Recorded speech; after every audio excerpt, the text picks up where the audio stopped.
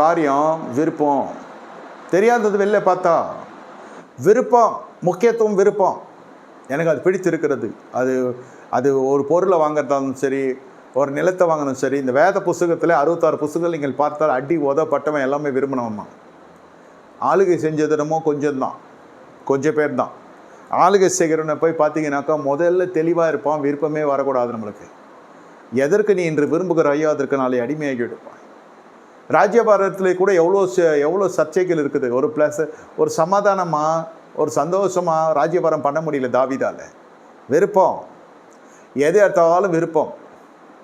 விருப்பம் எதை விரும்புகிறான்றது முக்கியம் இல்லை. அந்த விருப்பம் என்ற வார்த்தை நம்ம வாழ்க்கையில் வருதா, வேதனை என்பது அது பின்னாடியே வரப்போகுதுன்னு அர்த்தம். விருப்பத்துக்கு முக்கியத்துவம் கொடுத்து உழைப்பாங்க. நான் விரும்பினேன்.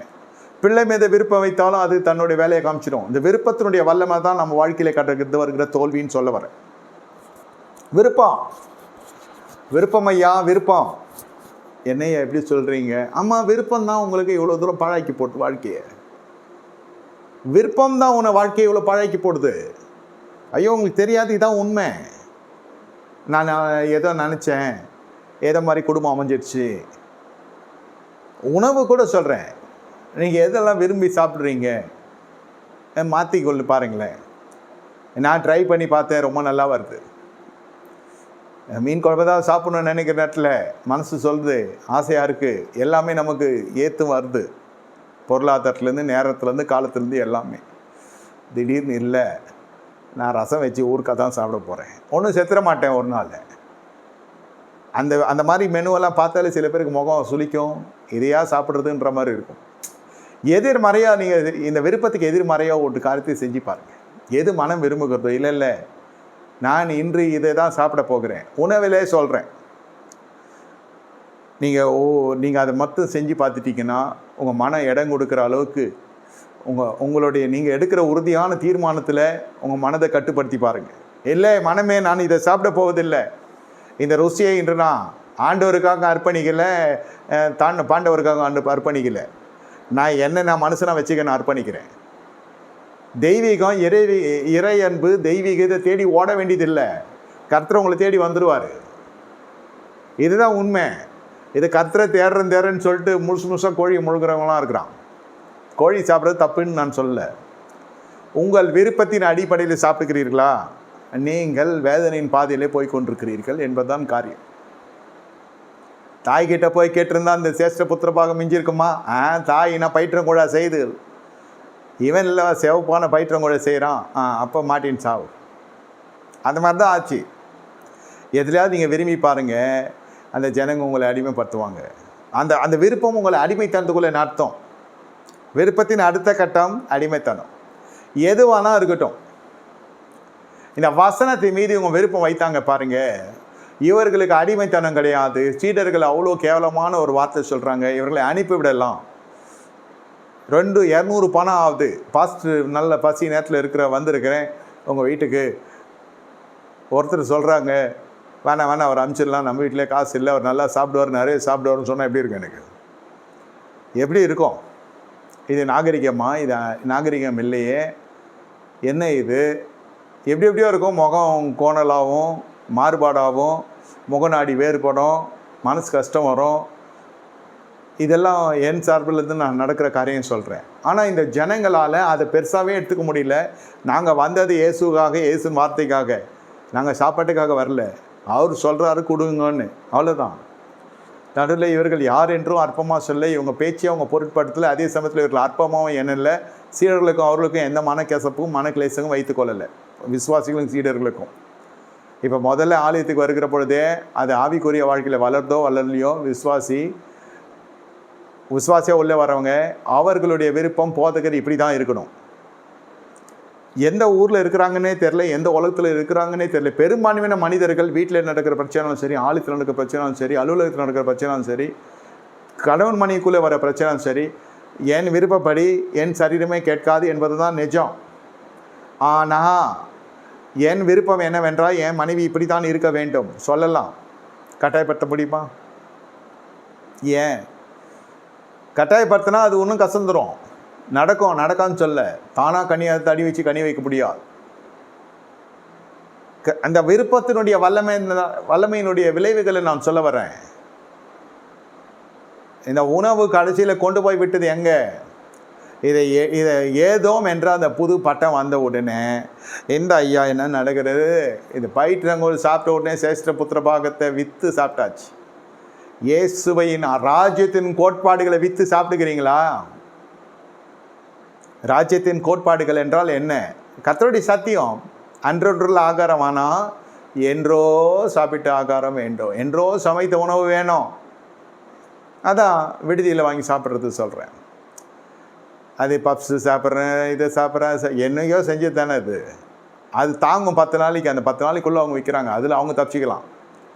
அன்றன்றுள்ள அப்பத்தை சாப்பிடுனாக்கா இன்று உள்ளதை நீங்கள் சாப்பிட வேண்டும். ராஜ்யத்தின் கோட்பாடு. பிள்ளைகள் வளர்ப்பும் அப்படி தான் இருக்கணும். எல்லாத்துக்கும் நாக்கு தூக்குவாங்க பசங்க, நம்ம தான் அதை கண்ட்ரோல் பண்ணி எட்டோம் ஒரு பருவம் வரைக்கும். இளம் வயதில் அந்த மாதிரியெல்லாம் கொடுத்து கேட்டோம்னாக்கா அவ்வளோதான். அது கடைசியில் பின்னாட்களில் அந்த பிள்ளைகளுடைய வாழ்க்கையினுடைய சுபாவ கிளைகளே மாறிடும். அந்த உணவுக்காக எங்கெங்கேயோ போயிடும். உணவு எத்தனை அடிப்படையில் வருது? பணம் இருந்தால் உணவு வரும். அப்போ பணத்துக்காக என்ன வேணும் செய்கிற ஜனங்களாக மாறிடும். அப்புறம் உணவுக்கு மத்தியில் உணவு பழக்க ஆரம்பித்து பல பழக்கங்கள் உள்ளே வந்துடும், பலது மேலே விருப்பம் வந்துடும். உணவையே நீங்கள் கண்ட்ரோலுக்குள்ளே கொண்டு வந்தீங்கன்னா, நீங்களும் கண்ட்ரோலில் இருந்தீங்கன்னாக்கா மற்ற விஷயத்தெல்லாம் நீங்கள் ஆளுக செய்யலாம். மனதை முதல்ல ஆளை கற்றுக்கொள்ளுங்க. வேதம் வாசிக்கிறதே அதுதான். நான் கோபமாக இருக்கிறேன் என் புருஷன் மேலே, என் மனைவி மேலே நான் கோபமாக இருக்க போகிறேன், மனசுக்குள்ளே நடந்துருக்கும். வீட்டில் போனால் வெடிக்கும். அந்த மாதிரி நல்லாவே சமைச்சாலும் வெடிக்கும். ஏன்னா நான் தீர்மானம், மனதுக்கு அவ்வளோ வல்லமை இருக்குதுன்னு சொல்ல வரேன். அதே சமயத்தில் அதை நீங்கள் தான் கண்ட்ரோல் பண்ணணும், வேறு யாரும் கண்ட்ரோல் பண்ண முடியாது. உங்கள் மனம் புதிதாகிட்டாலும் நீங்கள் மறுரூபம் அடைவீங்க. சர்ச்சை மாற்றி வெள்ளையும் சொல்லியில் மறுரூபம் அடையாது. அது வேணால் யூனிஃபார்மாக இருக்கும், எல்லோரும் சேர்ந்து வெள்ளையாக வர்றது. வெள்ளையாக முடியாது, வஸ்திரம் வெண்மையாக இருக்கும், அவ்வளோதான். இந்த வெண் வஸ்திரத்துக்கு எதிராளி கிடையாது. நம்ம அந்த பின்னணியிலேருந்து வந்தவங்க தான், உங்களுக்கு தெரியாது இல்லை. மனம் புதிதாக்காமல் மற்றதெல்லாம் வெளுத்தா என்ன அர்த்தம்? உள்ளே வெளுக்க வேண்டியது அது வெளுக்கணும். நீங்கள் வெளிச்சத்தின் பிள்ளைகளாக இருக்கிறீங்க, சந்தோஷம். அதுக்கேற்ற மாதிரி நடந்துக்கணும் இல்லையா? நடக்க முடியாது. ஏன் நடக்க முடியாது? விருப்பம். மாமியார் மரும பிரச்சனை, பங்காளி சண்டை, அங்காளி சண்டை, சொத்து தகராறு, விவாகரத்து, அடி வெட்டு குத்து வழக்கு வாய்தா, எல்லாத்துலேயும் பார்த்தீங்கன்னா ஒரு விருப்பம் இருக்கும். விருப்பம் தாண்டவமாக ஆடும். விருப்பத்தும் உச்சகட்டத்தில் இருக்கும். எந்த டாபிக் நீங்கள் எடுத்தாலும் விருப்பம் இருக்கும். எந்த கலவரத்துக்கு பின்னால் பார்த்தீங்கன்னா சர்ச்சைகள் தலைப்பு செய்தியாக வரும். இவன் அவனை வெட்டிட்டான், அவன் இவனை வெட்டிட்டான், ரத்தாறு ஓடிச்சு, அதாச்சு, கொலை நடந்தது, குற்றம் நடந்தது, குற்றவியல் பின்னணியெல்லாம் வேற இருக்கும். அதுக்கு பின்னாடி ஊர்ஜிதமாக இருந்தது ஒரு விருப்பம். அந்த விருப்பத்தை நிறைவேற்றுகிறான். அது பொல்லாப்பான விருப்பம், அது குற்றவியலில் வருது. ஒரு நல்ல விருப்பம், அது நிர்வையிலே வருது, நல்ல பங்காக வருகிறது விருப்பம். அந்த விருப்பம் உனக்கு உணவு விஷயத்தில் நீங்கள் கண்ட்ரோலில் கொண்டு வரணும். அன்றன்று லேப்பம். ரெபேக்காலிட்ட கேட்டுக்கலாம், ஐயா எங்கேயா போச்சு ரெபேக்கால், அம்மா எங்கே போயிட்டாங்க? தாயிடத்தில் கேட்கறத விட்டு சகோதரத்தில் போய் கேட்டால் அது எத்தனா பிறந்தது.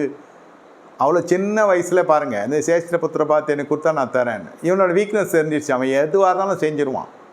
இந்த உணவுக்கு அவன் என்ன வேணால் செய்வான். உணவில் ஆரம்பிக்கிறது தான் கடைசியில் உங்களுக்கு உடலிலே போய் முடியும், மாம்சீச்சில் போய் முடியறதுக்கான காரணம் என்ன?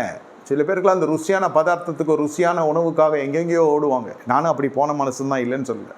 மறுரூபம் என்பது இதுதான், மனம் திரும்புதல் என்பது இதுதான். எங்களுக்கு இதை மாதிரி போதிக்க ஆட்கள் இல்லை. அந்த நாட்களில் இவ்வளோ விஷயம்லாம் சொல்கிறதுக்கு ஆட்கள் இல்லை. இருந்தாலும் கேட்கிற மனநிலைகளும் அன்று இல்லை. ஆனால் தேவன் என்று எழுந்தள்ளி எனக்கு தனிப்பட்ட விதத்தில் கருத்து சொல்லிக் கொடுத்தபடியினால் இது எல்லாம் செய்தியாகவும் பிரசங்கமாக இல்லாமல் இதெல்லாம் வெளிப்பாடுகளாகவே நான் எடுத்துக்கொண்டு என் வாழ்க்கையில் பயன்படுத்துகிறேன், நன்மையை காண்கிறேன், நான் சாட்சியாக இதை பிரசங்கிக்கிறேன் என்று எடுத்துக்கொள்ளுங்க. பிரசங்கமாக எடுத்துக்கொள்ள வேணால் அது வெளிப்பாடாக வந்து கொண்டிருக்கிறது. எல்லாம் மாற்றி அமைத்து விடும். சுற்றிலும் உங்களுக்கு இந்த காலத்தில் நீங்கள் வந்தீங்கன்னா எல்லாம் மாற்றி அமைக்கப்பட்டு விடும். உங்களுக்குள்ளே இருந்து கிரியை செய்கிறது யார் என்று உங்களுக்கு தெரிய வரும். யார் எனக்குள்ளேருந்து கிரியை செய்யுது? இது மனுஷன் சொல்கிறான், மாமன் பண்ணுறான், மச்சான் பண்ணுறான், பக்கத்து வீட்டுக்காரன் பண்ணுறான், மந்திரம் பண்ணுறான், மாயம் பண்ணுறான். நம்ம விசுவாசியாக இருக்கிற பேச்சே கிடையாது. விசுவாசனுடைய உதடுலேருந்து இதெல்லாம் வரலாமா? முதல்ல உங்களுக்கு நீங்களே தீங்கு செஞ்சு கொண்டு இருக்கிறீங்க. நீங்கள் உட்கொள்ளுகிற உணவு இந்த வெறியின் அடிப்படையில், இந்த விருப்பத்தின் அடிப்படையில் போகிற பொழுது உங்கள் சரீரத்துக்கு நீங்கள் தீங்கு செய்து கொண்டிருக்கிறீர்கள். நிலைமை ஒரு விதமாய் வந்து மருத்துவ உலகம் பிரவேசித்து மனித வாழ்க்கையில் நீ இதை தான் சாப்பிட வேண்டும் என்று கட்டளை எடுக்கிறது. சிலருக்கு மாத்திரையிலே போகுது, சிலருக்கு ட்ரிப்ஸிலே போகுது, சிலருக்கு இன்ஜெக்ஷனில் போகுது உணவு. இவன் சூரிய மண்டலத்திலோ சந்திர மண்டலத்திலோ போகிறவங்க இல்லை. எல்லாம் நம்மகிட்டே இருந்த நம்மோடு வாழ்ந்துக்கிற ஜனங்கள் தான் இப்போ ஹாஸ்பிட்டலில் படுத்துக்கு சாப்பிட வேண்டிய சூழ்நிலை வந்துடுச்சு. ஆமாம், சரியில்லைல்ல. விருப்பத்தின்படி வாழ்ந்தால் இதனுடைய விளைவு இப்படி தான். வேதாம காலத்தில் எல்லாருக்கும் தீர்க்க ஆயுசை கர்த்தர் கொடுத்தார். முதல்ல அவங்க கண்ட்ரோல் கொண்டு வந்ததே விருப்பம். இந்த விருப்பம் என்ற வார்த்தை இன்று வாழ்க்கையில் ராஜ்யத்தின் கோட்பாடுக்குள்ளே இருக்கட்டும். நான் விரும்பி உடுக்கிற வஸ்திரம் எனக்கு அது பிடிச்சிருக்கு, அதனால தான் ஆவிக்குரிய ஜனங்கள் எப்படி போயிடணும்னு கேட்டால் தேவ சித்தத்தின் வழியில் போயிடணும். அது கசப்பாக இருக்குது. நான் என்னமோ நினச்சேன், தேவன் இதை கொடுத்தார். நான் சின்ன வயசுலேருந்து ஊழியம் செய்கிறேன், ஐயா எனக்கு போய் இந்த புருஷனை கொடுத்தார். ஏன்? அந்த மனுஷன் பொல்லாதவனாக இருக்கான். 2 பேரும் ஊழியம் செய்யறதுக்காக, 2 பேரும் கோயில் கட்டுறதுக்காக கர்த்தருக்குள்ளே இணைச்சாரு. நீங்கள் அந்த மனுஷனை ஆதாயப்படுத்தி கொள்ளுங்க. அவன் பொல்லாத வழியாக கொண்டவனாக இருந்தாலும் திருமணத்துக்கு பிறகு தெரிய வருகிற பொழுது அதிர்ச்சி அடையாமல் உங்கள் ஆவிக்குரிய வல்லமையை பயன்படுத்தி உங்கள் ஜெய்வ சாட்சியாக மாறி பரிசுத்தாவின் கனிகள் வெளிப்பட அந்த தனிப்பட்ட மனுஷனை ஆதாயப்படுத்தி அப்புறம் அவனை ஊழியக்காரனாகவே மாற்றிடுவார் கர்த்தர். நீங்கள் எடுக்கிற எஃபர்ட்டு, அவனை விசுவாசி ஆக்கிறதுக்கு நீங்கள் எடுக்கிற அந்த முயற்சி அவனை கர்த்தர் ஊழியத்தினுடைய அபிஷேகத்தை கொடுத்து அழைப்பு பெற்றவனாகவே இருப்பான். தெரியாது. இதே தான் மனைவிக்கும். இந்த பேய கட்டணையெல்லாம் சொல்லக்கூடாது. கர்த்தருடைய சமூகத்தில் இணைக்கப்பட்டது கர்த்தர் நன்மையானதே தருவார். இதுதான் வாயின் வார்த்தைகளை விட்டு அறிக்கை விட்டோம். அதைரியமோ அசௌகரியமோ இல்லாத காரியத்தையே குறித்து பேசிக்கொண்டு அது அதிகமாக மிகைப்படுத்தி வாயின் வார்த்தைகளை பேசி கொண்டிருப்பாங்க. வாழ்க்கை என்னாலுமே விளங்காத போயிடும். இது இல்லையா, இது தான் நல்லா இருக்கும், ஜனம் இல்லை, கல்யாணம் ஆனால் நல்லாயிருக்கும், அப்புறம் ஏன் ஆச்சு இந்த கல்யாணம் தெரில, அப்புறம் பிள்ளை தான் நல்லாயிருக்கும், அப்புறம் ஏன் இந்த தொல்லை எனக்கு கிடச்சது, ஏன் இந்த பிள்ளை எனக்கு தொல்லையாக மாறிடுச்சுன்றது கொஞ்சத்தில் திருப்தி வர்றதில்லை. நன்மையான காரியங்களை அறிக்கை எடுக்கிறது இல்லை, நன்மையான காரியங்களை பேசுகிறது இல்லை, நன்மையான காரியங்களை நினைக்கிறது இல்லை, வேத வசனம் இல்லை. அப்போ விருப்பம் வந்து உட்காந்துக்கும். இருக்கிற மேன்மை தெரியல. இந்த மனுஷன் சேஷ்ட புத்திர பாகம்னா என்னன்னு தெரியல, அதனுடைய அர்த்தம் என்னன்னு தெரியல, அதனுடைய வல்லமை என்னன்னு தெரியல, அதனுடைய வீரியம் என்னன்னு தெரியல, எல்லாமே போச்சு, எடுத்துக்கோ. அதே போல் தான் ரட்சிப்பை எழுத அநேக சுற்றி கொண்டு வருகிறாங்க. சபை சத்தியம் தெரியும், ஏன் இந்த சபையில் வரல, ஏன் ஆவிக்குரிய ஆராதனை வரல. நான் அந்த ஸ்கூலில் வேலை செய்கிறேன், அது ஆராதனை ஸ்கூலோடு முடியாதது. ஆலயத்தில் இருந்ததுனால எனக்கு அங்கே வேலை கிடச்சிது. இப்போ இங்கே வேலையில் இருக்கிறதுனால அந்த ஆலயத்தில் இருக்கணும். இப்போ ஆலயமும் வேலையும் ஒன்றா கனெக்ட் ஆகிடுச்சு. இது ஆத்துமா எங்கே இருக்குது? ஸ்கூலில் இருக்குது. ஆத்துமா எங்கே இருக்குது? ஸ்கூல்லே தான் இருக்குது, ஆலயத்தில் கூட இல்லை. எனக்கே தெரியும் அந்த ஆலயம் சரியில்லைன்னு.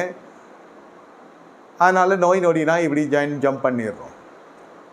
இதில் முக்காடு போடப்பட்ட ஒழியும் இல்லை. புதிய ஏற்பாட்டில் முக்காடு எடுக்கப்பட்ட ஒழி. இது முக்காடு போட்டு கொண்டு வரும், ஆணாக இருக்கட்டும் பெண்ணாக இருக்கட்டும். அதாவது என்னென்னா, மறைஞ்சு வருவாங்க. சபைக்கு தெரிஞ்சிட போகுது, சங்கத்துக்கு தெரிஞ்சிட போகுது, சத்தியத்துக்கு கேட்க வரத்துக்கு என்ன எவ்வளோ பயம். உன்னை யாருக்கு அடக்கி ஆள்றா? யாருக்கு நீ அடிமை? கர்த்தருக்கு அடிமையா, மனுஷனுக்கு அடிமையா? இல்லை, இப்போ சூழ்நிலைக்கு கைதி ஆகிட்டான் விசுவாசி. பார்த்துக்கொள்ளுங்க. உங்கள் வாழ்க்கை வேதனையற்று இருக்கத்தான் கர்த்தர் விரும்புகிறார். ராஜ்யத்தின் கோட்பாடு, நீங்கள் அப்பத்தை ஜெயிக்க ஜனங்களாக காணப்படணும். கண்களை மூடி கர்த்தரை நோக்கி பார்ப்போமா? ஆண்டவரை ஸ்தோத்தரிக்கிறோம், சொன்னதை சொன்ன ஆசீர்வதியும்,